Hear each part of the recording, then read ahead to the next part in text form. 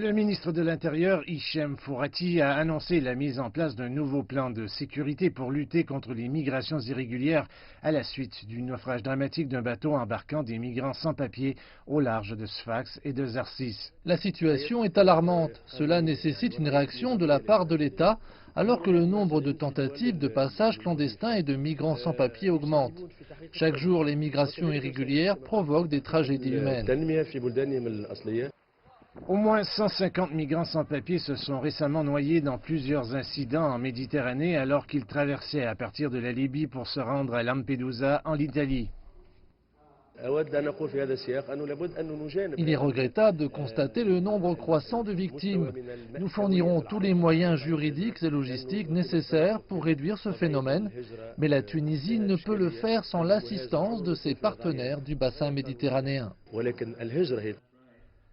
Les autorités affirment que plus de 2730 tentatives de migration irrégulière ont été déjouées et que les passeurs impliqués dans l'organisation de certains passages ont été identifiés et arrêtés. Les migrations irrégulières sont une responsabilité partagée.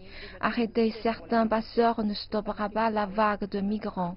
Des centaines de migrants africains se noient. Il y a eu plus de 1500 disparus cet été.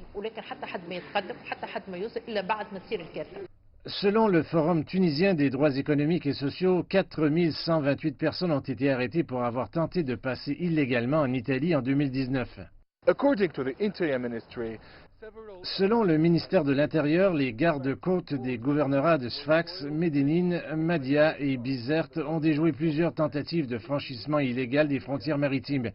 Plus de 90 personnes de différentes nationalités africaines ont été arrêtées à bord d'un bateau. 20 femmes et 2 enfants ont été transférés dans les centres du Croissant Rouge.